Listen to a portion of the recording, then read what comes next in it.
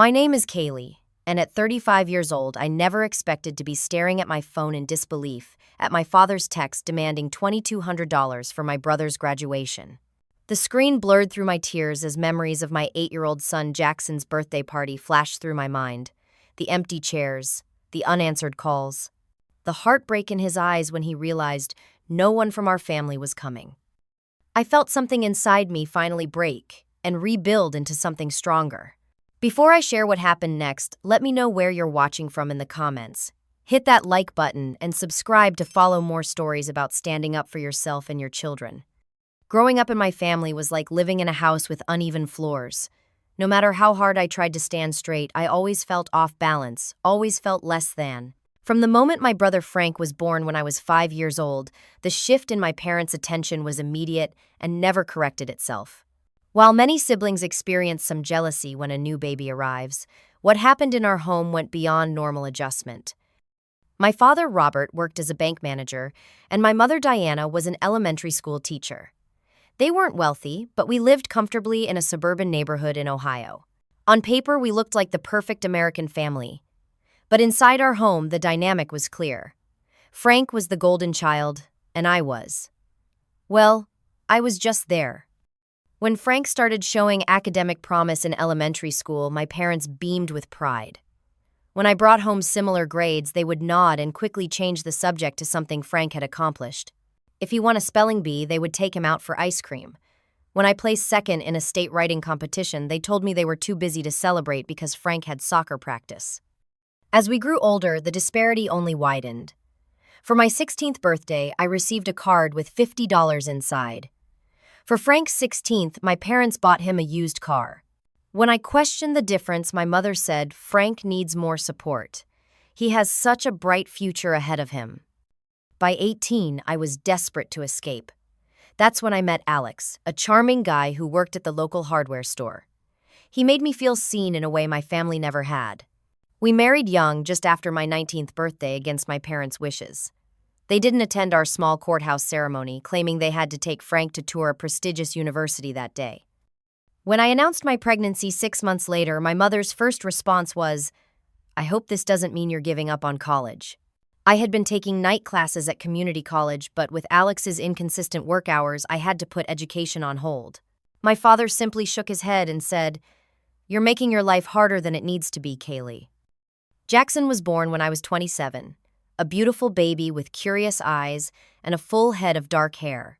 When I brought him to meet my parents, they cooed appropriately, but spent most of the visit telling me about Frank's acceptance to an Ivy League school with a partial scholarship. They contributed $20,000 to his education that year alone. Alex stuck around for 3 years, but parenthood and responsibility weren't what he had signed up for. Our relationship had always been more about escape than love. The night he left, he packed a single duffel bag and said, "I need more than this, Kaylee. I'm not cut out for being a dad." He moved to California and stopped responding to messages after a few months. No child support, no birthday calls for Jackson, nothing. Suddenly, I was 30, a single mother with a 3-year-old working as an accounts assistant at a small accounting firm. My salary covered our basic needs, but there was little left for savings. I moved to a smaller apartment in a different neighborhood, started from scratch. During this time, my parents continued pouring resources into Frank. They helped fund his law school education after undergrad. Every conversation with my mother inevitably turned to Frank's accomplishments. "He's at the top of his class," she would gush. "His professors say he has a brilliant legal mind." Despite everything, I still tried to maintain a relationship with my family, not for my sake, but for Jackson's. I wanted him to know his grandparents and his uncle. I would drive the 45 minutes to their house for Sunday dinners when invited, which became increasingly rare. Jackson would spend the entire car ride talking excitedly about seeing Grandma and Grandpa, only for them to spend minimal time with him when we arrived. "Grandpa, look at my drawing," Jackson would say, holding up his artwork. "That's nice," my father would reply without looking away from the football game on TV. Frank rarely showed up for these family gatherings, always too busy with school or internships or networking events. When he did appear, he would ruffle Jackson's hair once and then ignore him for the rest of the evening. My parents never corrected this behavior, never encouraged Frank to build a relationship with his nephew. As the years passed, Frank continued his upward trajectory. He secured prestigious internships, made connections with important legal firms, and was now preparing to graduate from law school with job offers already lined up. According to my mother's frequent updates, he was dating the daughter of a state senator and living in a luxury apartment partially subsidized by my parents. Meanwhile, Jackson and I built our own little world. We had our traditions, our inside jokes, our weekend adventures at free community events. He grew into a sensitive, thoughtful boy who loved dinosaurs and space and could spend hours reading. Despite my best efforts to shield him from the family dynamics, he was beginning to notice the imbalance in attention and affection. "Does Uncle Frank not like me?" he asked once after a particularly distant interaction. "Uncle Frank is just very busy with school," I explained, hating the inadequacy of my answer. The truth was that Frank had never shown any interest in being an uncle. He viewed Jackson as an inconvenience, a reminder of what he considered my failures. And my parents, rather than encouraging a bond between their son and their only grandchild, enabled this disconnect. As Frank's graduation from law school approached, my mother's calls became more frequent, always full of details about the upcoming ceremony, the important people who would be attending, how this was the culmination of everything they had worked for as a family. Never mind that I hadn't received any support for my own dreams or that Jackson's milestones were routinely overlooked. Little did I know that the pattern of neglect was about to reach a breaking point with Jackson's 8th birthday party, an event that would finally force me to confront the painful truth about my family. Jackson had been counting down the days to his 8th birthday since Christmas. Every morning he would announce the dwindling number over breakfast, his excitement growing as the date approached. This birthday was special to him for many reasons. 8 felt significant, a big kid number. His fascination with dinosaurs had reached new heights after a school field trip to the Natural History Museum, and he had his heart set on a dinosaur-themed celebration. But more than the theme or the presents, Jackson was excited about the possibility of having his extended family attend. Despite the years of disappointment, he maintained a childlike optimism about his grandparents and uncle. "Do you think Grandma Diana and Grandpa Robert will come this time?" he asked one evening as I tucked him into bed surrounded by his dinosaur plushies. And Uncle Frank, too. The hopeful look in his eyes made my chest ache. "I'll make sure to invite them, sweetheart," I promised, not wanting to get his hopes up, but unable to crush his spirit. The next morning, I called my mother to personally invite them to the party, something I hadn't done for previous birthdays, when a text invitation had seemed sufficient. "Mom, I'm planning Jackson's birthday party for the 15th at Adventureland Park," I said when she answered. "It would really mean a lot to him if you, Dad, and Frank could come. He talks about you all the time." There was a pause on the line. "The 15th. Let me check our calendar." I heard pages flipping. "Well, Frank has a big interview that weekend, but I think your father and I could stop by." "What time?" 2 o'clock, I said, feeling a flutter of hope. "It's a dinosaur theme. Jackson is obsessed." 2 o'clock, my mother repeated. "Okay, we should be able to make that. I'll tell your father and see if Frank can rearrange his schedule." "That would be wonderful," I said, genuinely grateful. "Jackson will be so happy to see you all." After the call, I sent formal invitations to my family, along with Jackson's classmates and a few neighbors with children his age. The invitation featured cartoon dinosaurs and promised a roaring good time at the adventure park, where I had reserved a private pavilion for the celebration. Planning the party stretched my budget to its limit. I picked up extra hours at work, taking on a special accounting project that kept me at the office until 9 some nights. Jackson would be asleep by the time I got home, and my neighbor Mrs. Patel would give me a quick update on his evening before heading back to her apartment. "Such a good boy," she would say. "He did all his homework and even helped me water my plants." Every extra dollar I earned went toward making this birthday special. I reserved the dinosaur pavilion at Adventureland, which came with admission for 15 children. I ordered a custom 3-layer cake with edible dinosaur figurines from a local bakery. I found Dinosaur Party Favors decorations and even splurged on a dinosaur costume character who would make an appearance to lead games. For Jackson's gift, I saved the most special expense. After months of putting aside a little money each week, I had enough for the deluxe paleontologist kit he had been eyeing in the museum gift shop, complete with replica tools and high-quality fossils. It cost nearly $200 in extravagance. I rarely allowed myself, but the look of wonder I imagined on his face would be worth every penny. The week before the party, Jackson helped me assemble goodie bags for his friends. We sat at our small kitchen table, filling dinosaur-printed bags with small toys, stickers, and candy. "I think Uncle Frank will like the T-Rex cookies," Jackson said as he carefully placed one in each bag. "And Grandpa might like the dinosaur facts cards, since he always watches those nature shows." I nodded, not having the heart to temper his expectations. "That's thoughtful of you to think about what they might enjoy." "Do you think they'll bring me presents?" he asked, his eyes bright with anticipation.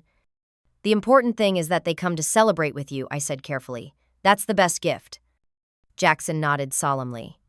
"I just want them to see my friends and my school and stuff." I told Ethan that my uncle is going to be a lawyer, and he thought that was so cool. The night before the party, I called my mother again to confirm their attendance. "We're still planning on it," she assured me.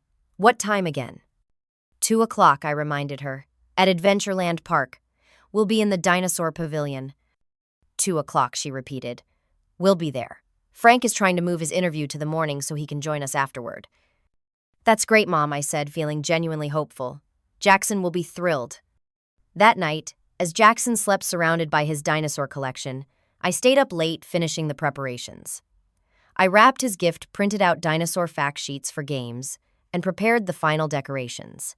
As exhausted as I was from the extra work hours, the excitement of giving Jackson a perfect day kept me energized. Tomorrow would be special, I thought, as I finally fell into bed well after midnight. Finally, Jackson would have the family celebration he deserved. The morning of Jackson's birthday dawned bright and clear, a perfect spring day. He bounded out of bed at 6:30, already wearing the dinosaur pajamas I had given him the night before as an early present. "It's my birthday, Mom," he shouted, jumping onto my bed and waking me from the brief sleep I had managed to get. I pulled him into a hug, inhaling the sweet scent of his shampoo. "Happy birthday, my amazing 8-year-old. We had a special breakfast of dinosaur-shaped pancakes with chocolate chip eyes, a tradition I had started on his 4th birthday. Jackson chattered excitedly about the party, about seeing his friends, about showing his grandparents and uncle the cool dinosaur facts he had memorized. "Grandpa Robert is going to be so impressed when I tell him about the Ankylosaurus," he said, carefully pronouncing the difficult dinosaur name. "It's his favorite because it has armor like a tank, and Grandpa was in the army, right?" My heart squeezed. Jackson had clearly been planning what to say to my father, a man who had barely spoken 10 sentences to his grandson over the years. "That's very thoughtful, honey. I'm sure he'll be interested." After breakfast, Jackson got dressed in his special outfit, khaki shorts, a bright green t-shirt with a dinosaur skeleton print, and his prized dinosaur sneakers that lit up when he walked. I styled his dark hair the way he liked it, and helped him put on the plastic dinosaur watch his friend Ethan had given him the day before at school. We arrived at Adventureland Park an hour early to set up the pavilion. The park staff had already placed the basic dinosaur-themed tablecloths and centerpieces, but I had brought additional decorations, a banner with Jackson's name, special plates and cups, and strings of miniature dinosaur lights to hang around the pavilion posts. Jackson helped enthusiastically, carefully placing the dinosaur figurines I had collected from dollar stores around the tables. "This one is for Grandma Diana to see," he said, positioning a triceratops at what he designated as the grown-up table. By 1:30, everything was perfect. The cake had arrived, a magnificent creation with 3 tiers of green and brown frosting, designed to look like a prehistoric landscape, complete with edible palm trees and small plastic dinosaurs climbing the sides. The party favor bags were arranged in a neat row, and the games were set up in the grassy area beside the pavilion. The first guests arrived at 1:45, classmates with wrapped presents and excited smiles. Jackson greeted each one enthusiastically, but I noticed him glancing toward the park entrance frequently, watching for his grandparents and uncle. By 2:15, most of the invited children had arrived, 10 of Jackson's classmates plus 3 neighbor kids. They were already playing a dinosaur-themed scavenger hunt, following clues around the pavilion area to find hidden prehistoric treasures. No sign of my parents or Frank. At 2:30, as the children finished the scavenger hunt and moved on to a fossil digging activity in sandboxes I had set up, I discreetly tried calling my mother. The call went to voicemail. Hi, Mom. Just checking to see if you're on your way. The kids are having fun with the activities now, but we'll have cake in about 20 minutes. Hope to see you soon. I sent a text message as well. Kids are having fun. Are you close? Jackson keeps asking about you. By 3 o'clock, with still no response, I tried my father's phone. Also voicemail. I left a similar message trying to keep my voice light despite the growing knot in my stomach. Jackson approached me as I put my phone away. Are Grandma and Grandpa lost? Should I call them? I forced a smile. They might be running late, sweetie. Why don't you go play with your friends? Look, Ethan is winning the pin the horn on the Triceratops game. He nodded and returned to his friends, but I saw him checking the entrance repeatedly, his excitement dimming with each passing minute. At 3:30, it was time for cake. The children gathered around the table and Jackson took his place at the head. The dinosaur character we had hired led everyone in a rousing rendition of Happy Birthday, and Jackson beamed as the cake with 8 glowing candles was placed before him. Before blowing out the candles, he looked up at me with questioning eyes. I knew what he was asking without words. Should we wait for Grandma, Grandpa, and Uncle Frank? I shook my head slightly, and something in his young face settled into understanding and resignation. He closed his eyes, made his wish, and blew out all 8 candles in one determined breath as his friends cheered. The party continued with cake-eating, present opening, and more games. Jackson put on a brave face, laughing with his friends and thanking them enthusiastically for their gifts. To anyone else, he would have appeared to be having the time of his life. But I knew my son. I saw the way his smile didn't quite reach his eyes, how he continued to look up whenever someone new entered the park area. By 5 o'clock, as the party wound down and parents began arriving to pick up their children, there was still no sign of my family. No calls, no texts, nothing. After the last guest left, Jackson and I packed up the remaining decorations and leftover cake. He was unusually quiet as we carried everything to the car. Did you have fun with your friends? I asked, trying to focus on the positive aspects of the day. Yeah, he said softly. Ethan got me a really cool book about ocean dinosaurs. We drove home in relative silence, Jackson staring out the window. When we arrived at our apartment, he helped me carry in the gifts and leftover party supplies without his usual chatter. While I was putting away the extra party favors, I heard a small sound from the bathroom. I approached quietly and realized Jackson was crying, trying to muffle the sound with a towel. I knelt beside him and pulled him into my arms. I'm so sorry, sweetie. They didn't come, he sobbed against my shoulder. They never come. I know, I whispered, my own tears threatening to fall. I know, and it's not fair, and it's not your fault. Did I do something wrong? He asked in a small voice that broke my heart. Absolutely not, I said, firmly holding his face between my hands so he could see the truth in my eyes. You are amazing and wonderful and perfect just as you are. Sometimes grown-ups make bad choices, and it has nothing to do with you. We sat on the bathroom floor for several minutes just holding each other. Finally, Jackson wiped his eyes and took a deep breath. Can we have some cake for dinner? He asked with a weak smile. Birthday boy's choice, I agreed, grateful for his resilience. That evening, after we had cake for dinner and watched Jackson's choice of movie after he had fallen asleep surrounded by his new dinosaur toys, my phone finally chimed with a text message from my mother. Sorry we missed the party. Frank had his interview and it ran long. Then we had to take him to meet with a potential employer for dinner. These connections are so important for his future. Hope Jackson had a good day. We'll make it up to him sometime. No mention of a gift. No specific plan to make it up to him. No acknowledgement of how their absence might have affected an 8-year-old boy who had been counting on their presence. I didn't respond. There was nothing to say. As I watched my son sleep, tear tracks still visible on his cheeks, I felt something shift inside me. The constant hope that my family would someday see Jackson for the wonderful child he was, that they would someday make room in their hearts for him, began to fade, replaced by a growing recognition that, perhaps for Jackson's sake, it was time to stop setting him up for disappointment. I just didn't realize how soon I would be forced to make that decision. 3 days after Jackson's birthday, I was preparing dinner when my phone buzzed with a text message. I wiped my hands on a dish towel and checked the screen, expecting it to be from Mrs. Patel, confirming that she could watch Jackson during my late meeting the next day. Instead, I saw my father's name. My first thought was that perhaps they were finally reaching out about Jackson's birthday, maybe offering a belated celebration. I opened the message and my breath caught in my throat. Kaylee, we need $2,200 for Frank's graduation celebration. We're renting a private room at the Capitol Grill and need to put down a deposit. Also, getting him a proper suit for interviews and a graduation gift. Everyone in the family is contributing. Let me know when you can send the money. We need it by Friday. No hello. No acknowledgement of missing his grandson's birthday. No inquiry about how Jackson was doing. Just a demand for money. More money than I had in my savings account for a celebration for the golden child who couldn't be bothered to attend his nephew's birthday party. I stared at the phone in disbelief, reading and rereading the message. The audacity of it struck me like a physical blow. After everything, after years of unequal treatment, after the latest heartbreak they had caused Jackson, they had the nerve to ask me for money. I set the phone down on the counter and gripped the edge of the sink, trying to steady my breathing.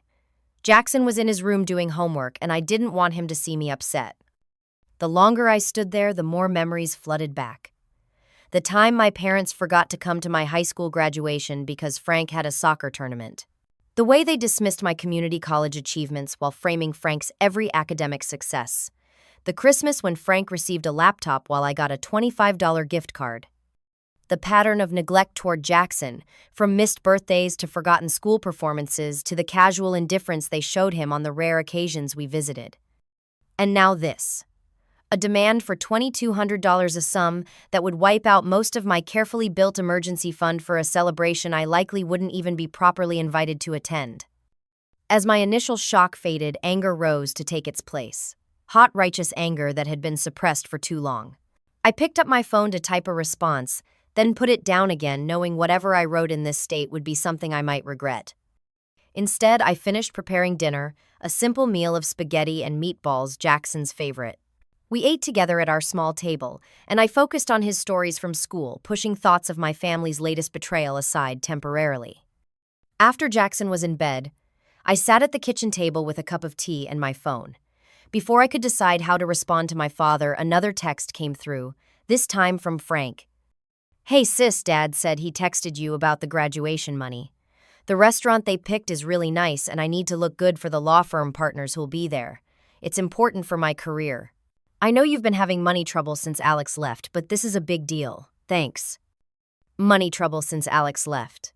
It had been 5 years since my ex-husband disappeared from our lives. I had built a stable, if modest, life for Jackson and myself through hard work and careful budgeting. The condescension in Frank's message made my blood boil. And then my phone rang. Frank's name flashed on the screen. Against my better judgment, I answered. Hello. Kaylee, did you get my text? Frank asked, not bothering with a greeting. I did, I said flatly.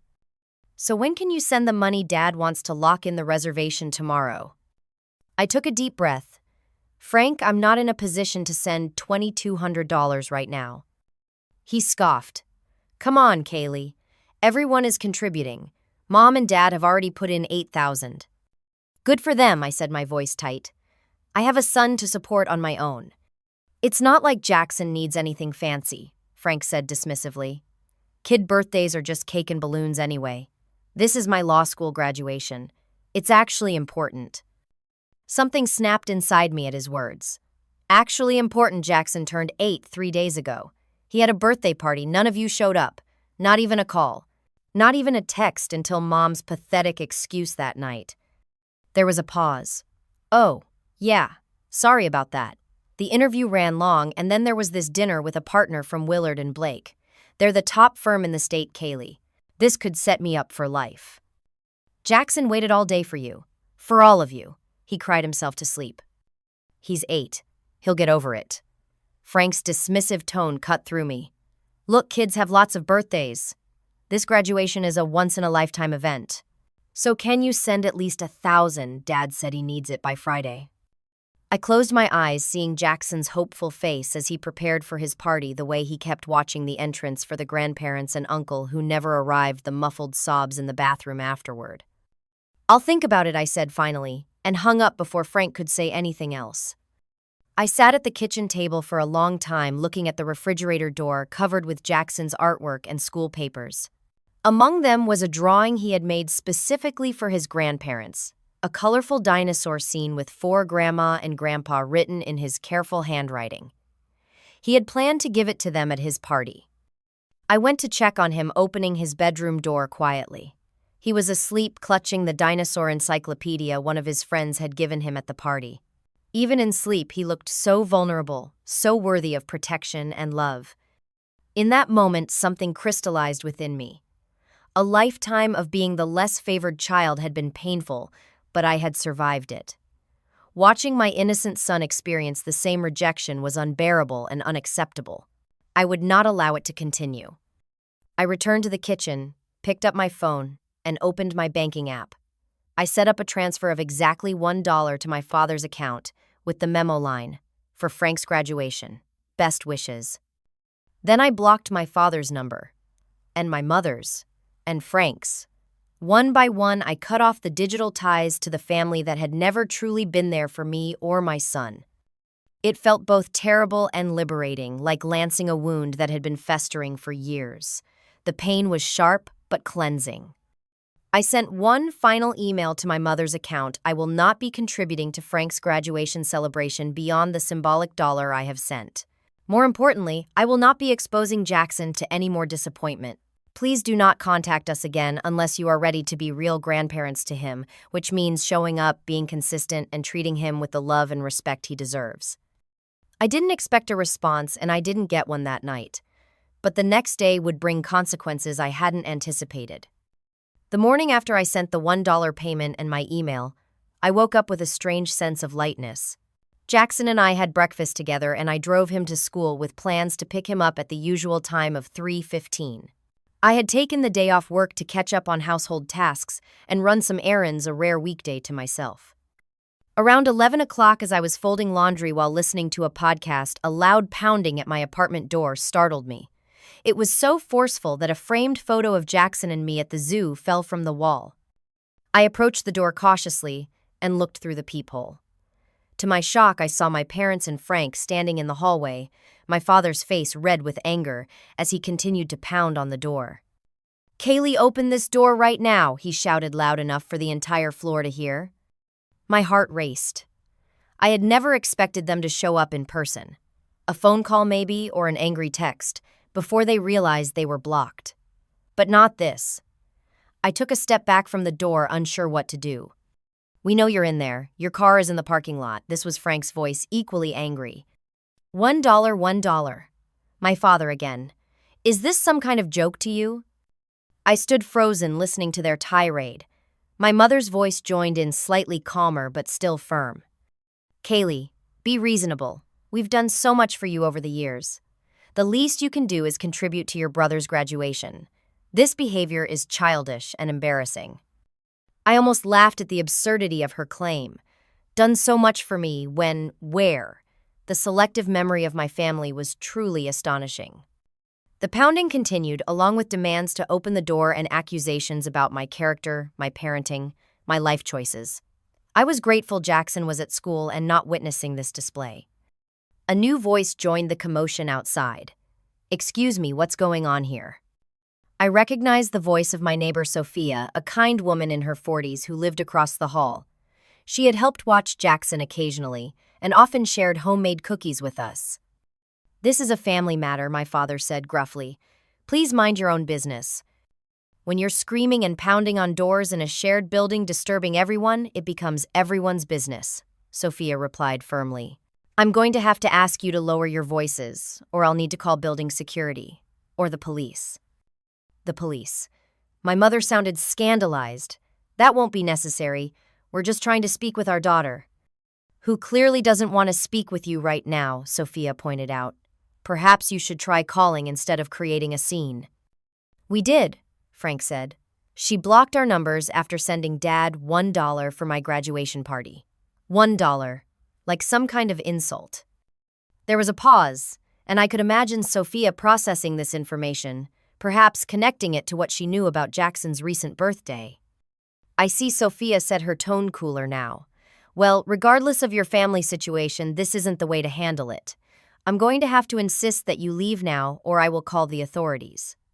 More arguments followed, but Sophia stood her ground. Finally, I heard retreating footsteps and my father's parting shot. This isn't over, Kaylee. You've made a commitment to this family, and we expect you to honor it. When silence finally fell in the hallway, a soft knock came at my door. Kaylee, it's Sophia. They're gone. I opened the door with shaking hands. Sophia stood there looking concerned still in her nursing scrubs from her night shift at the hospital. Are you okay? She asked, stepping inside when I gestured for her to enter. I think so, I said, my voice trembling slightly. Thank you for intervening. I didn't know what to do. Those people are your parents, she asked, following me to the kitchen where I started making tea with unsteady hands. Unfortunately, I confirmed, giving her a brief explanation of the situation, including the missed birthday party and the sudden demand for money. Sophia's expression grew increasingly outraged as I spoke. That's terrible. Poor Jackson. No wonder he was so disappointed after his party. We talked for a while longer, and Sophia's calm presence helped steady my nerves. Before she left to get some sleep after her night shift, she gave me a hug. If they come back, call me immediately. Or better yet, call the police. That kind of behavior isn't acceptable. I thanked her again for her intervention and support. After she left, I checked outside my door and found a note had been shoved under it, written in my mother's precise handwriting. Your behavior is shameful and ungrateful. We have always supported this family. Your father and I expect the money we requested by Friday. If not, we will be forced to take further action. We have records of your verbal commitment to family expenses. Think carefully about the consequences of your actions. The threat was thinly veiled but unmistakable. They were suggesting they might pursue legal action over a verbal commitment that had never existed. It was absurd, but knowing my family's capacity for self-deception and manipulation, I wouldn't put it past them to try something. A new worry struck me. My parents had a spare key to my apartment from a time last year when I had the flu, and they had reluctantly agreed to drop off some medicine for Jackson. I had forgotten to ask for it back. That afternoon, after picking up Jackson from school and arranging for him to have dinner and do homework at Sophia's apartment with her son, Ethan, I called a locksmith. By evening, the locks on my apartment had been changed, and I had new keys made. The next day passed without incident. I went to work, Jackson went to school, and life seemed to return to normal. I began to hope that perhaps my family had gotten the message and would leave us alone. That hope was shattered 2 days later when I answered a knock at my door to find 2 police officers standing in the hallway.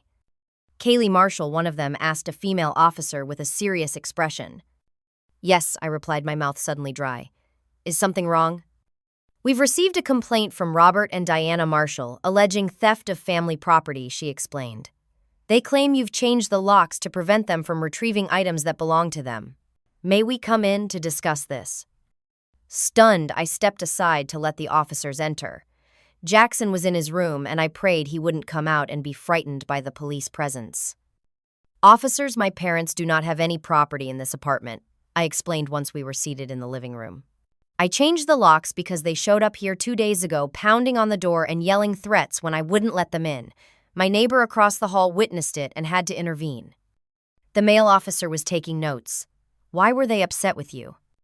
I took a deep breath and explained the situation: Jackson's birthday, that they had skipped the sudden demand for $2,200 for Frank's graduation, my symbolic $1 response, and their angry reaction. I have the text messages from my father and brother, I added, retrieving my phone and showing them the exchanges, and an email I sent explaining why I wasn't going to contribute more. The officers reviewed the messages, and I saw their expressions soften slightly. I also have this note they left, which contains what I consider to be a threat of legal action, I said, producing the paper my mother had written. The female officer read it and nodded. I understand why you would be concerned. Changing your locks was within your rights as a tenant. They have no legal claim to enter your home without permission, regardless of whether they once had a key. Will this go further legally? I asked nervously. Their note mentioned verbal commitments to family expenses, but that's completely fabricated. I never agreed to finance my brother's graduation. Based on what you've shown us, this appears to be a family dispute rather than a criminal matter, the male officer explained. I would advise documenting all communications with your family members going forward. If you feel threatened or harassed, don't hesitate to call the department. The female officer added, "You might want to consider a no-contact order if their behavior escalates.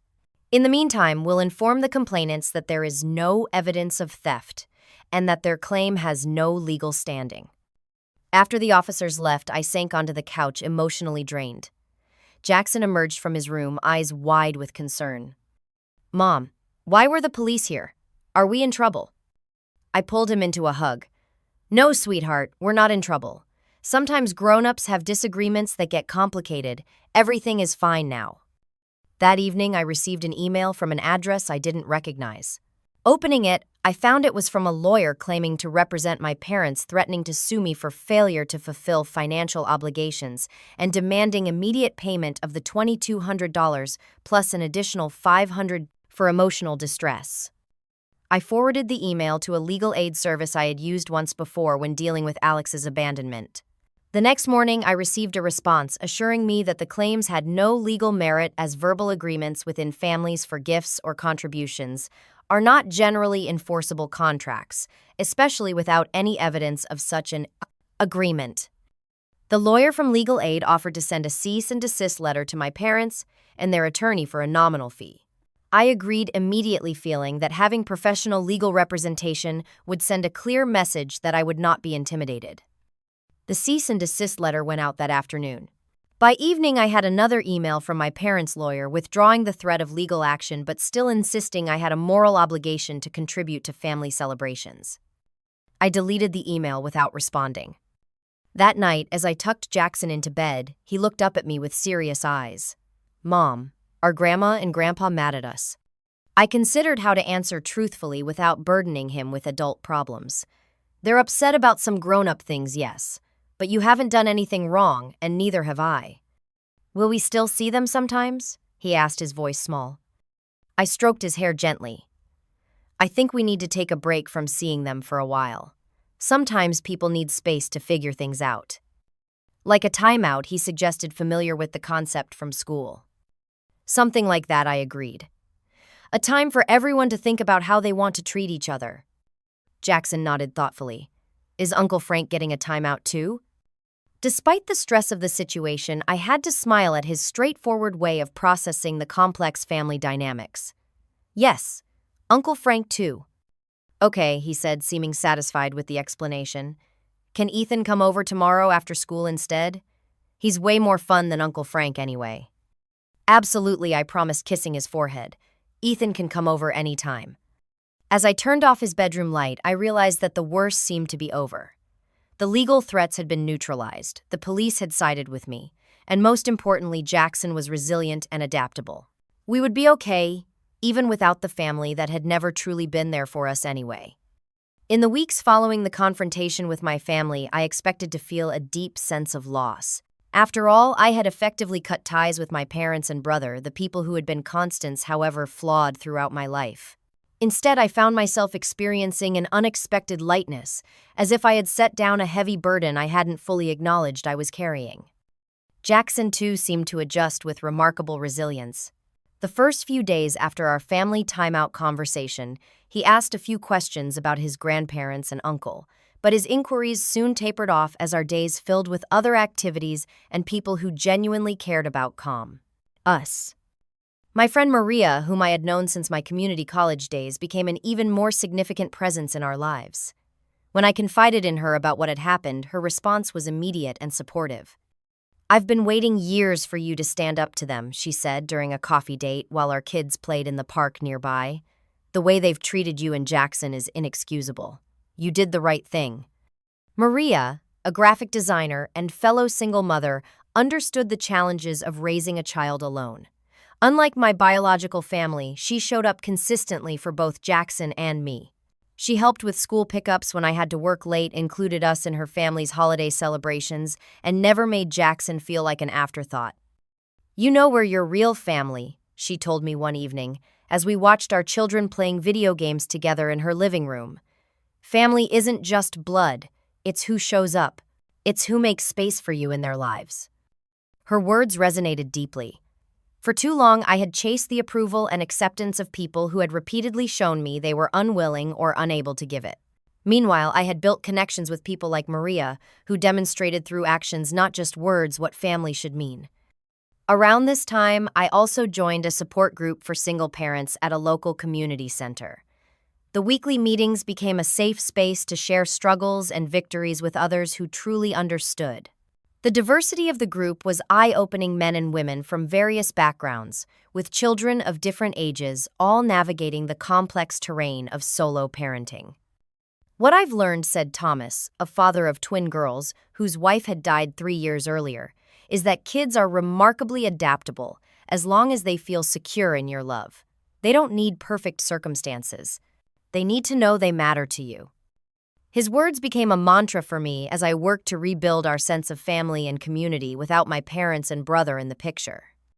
Sophia and her family also became increasingly important in our lives. What had started as a neighborly intervention during a crisis blossomed into a genuine friendship. Her son Ethan and Jackson were in the same grade at school, though different classes, and quickly became inseparable.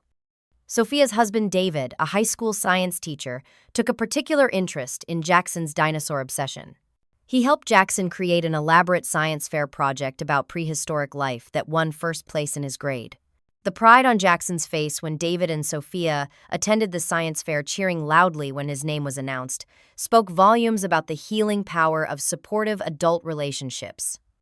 "You guys are like our bonus family," Jackson announced one Sunday when we were having dinner at their apartment. The adults exchanged glances, touched by his simple yet profound observation. "That's exactly what we are," David agreed, ruffling Jackson's hair affectionately. At work, my focus and dedication increased, now that I wasn't constantly managing the emotional drain of my family's demands and disappointments. I channeled my energy into projects that had previously seemed overwhelming, and my efforts didn't go unnoticed. 3 months after the confrontation, I was called into my supervisor Elaine's office, expecting a routine meeting about the quarterly tax preparations.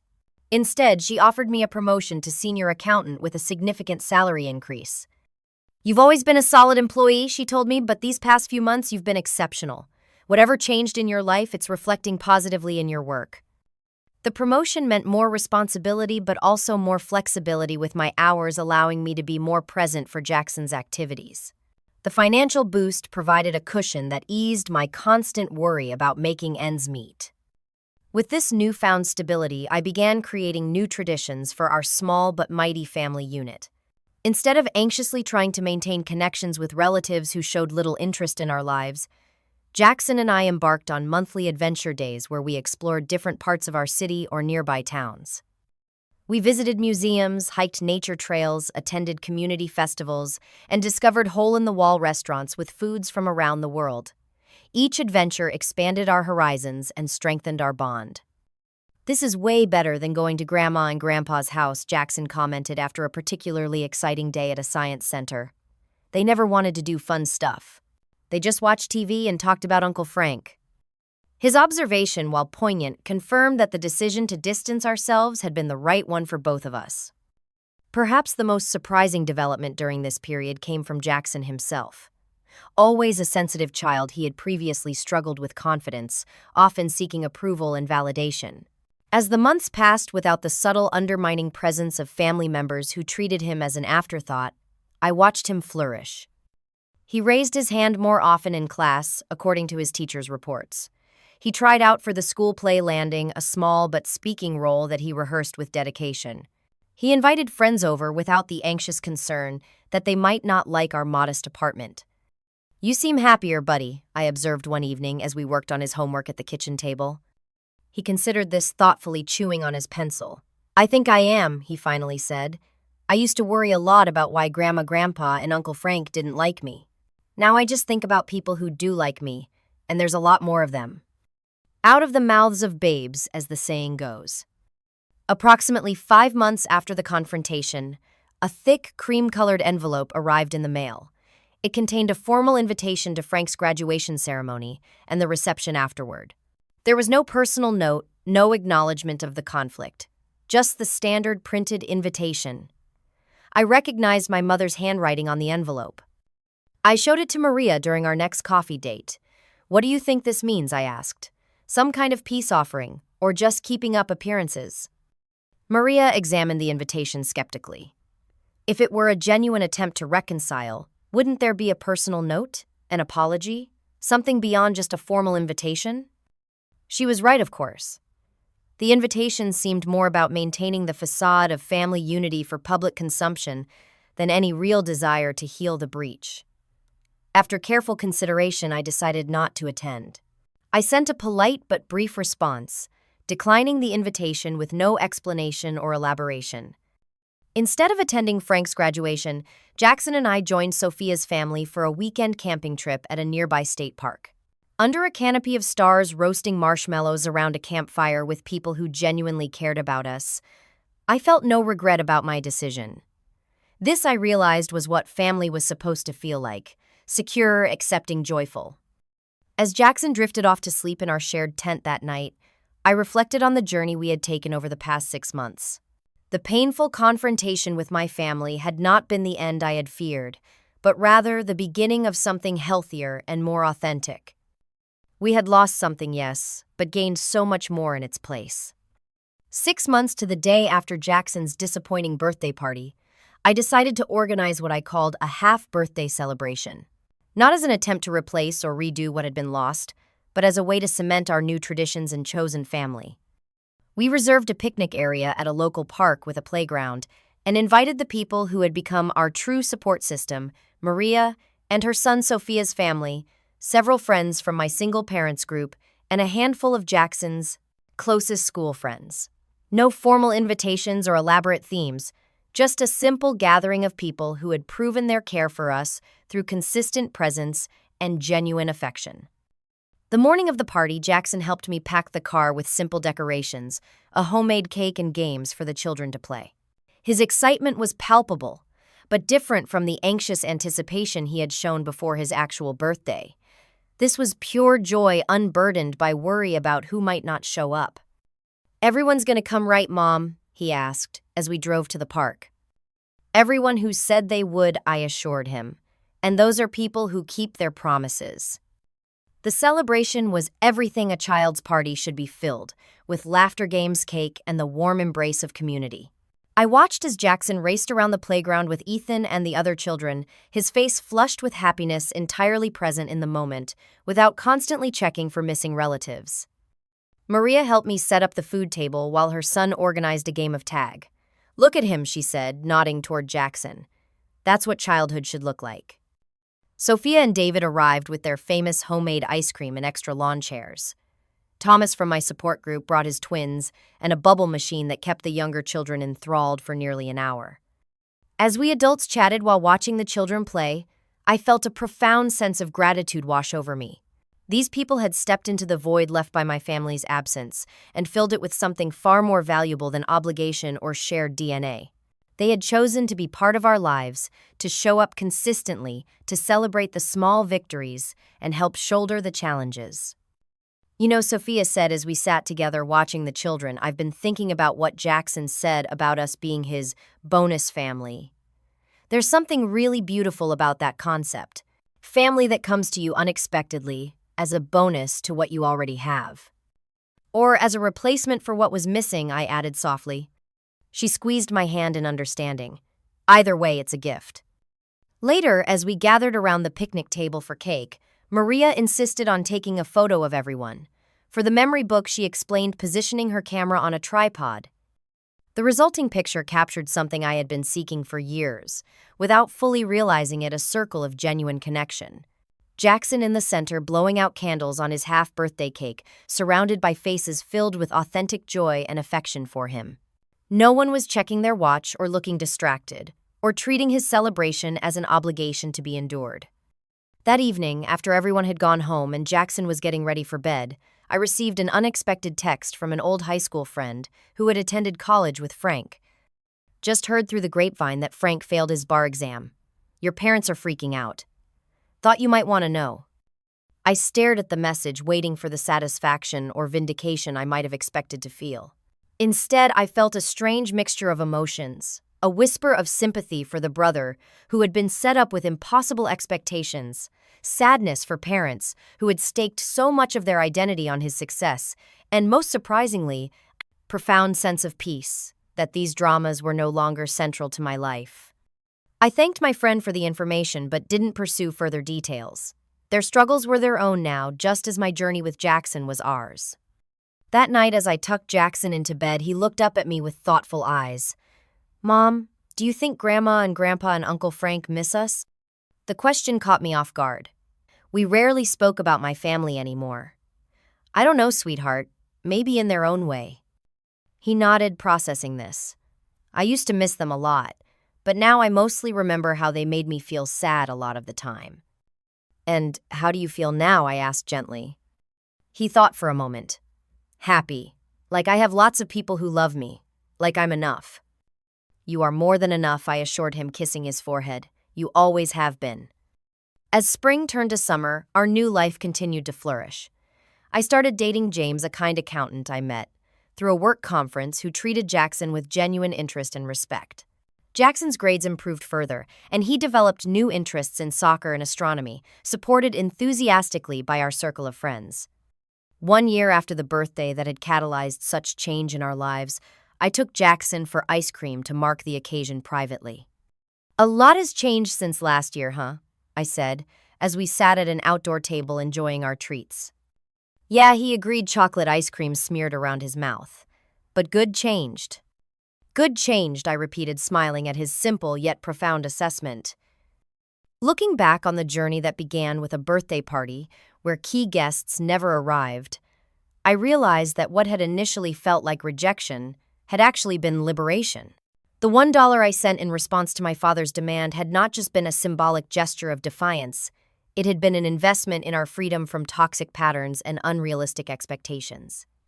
The profound lesson I had learned, and that I hoped to pass on to Jackson, was that true family is defined by actions, not blood. Love that comes with conditions is not really love at all. Setting boundaries is not selfish, but an act of self-respect that teaches others how to treat you.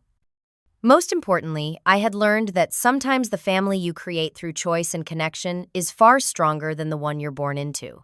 The spaces left by absence can be filled with something more genuine if you have the courage to let go of what hurts you and embrace what helps you grow.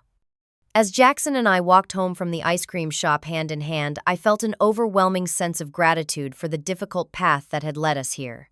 The journey had not been easy, but it had been necessary, leading us to a place of authentic connection and joy that I had once thought impossible. Have you ever had to make a difficult decision to protect yourself or your children from toxic family dynamics? How did you rebuild your sense of community afterward? Share your experiences in the comments below and let me know if you've found your own bonus family like we did. Don't forget to like this video, subscribe to hear more stories, and share with someone who might need to hear that sometimes the bravest thing we can do is set boundaries with the people who raised us.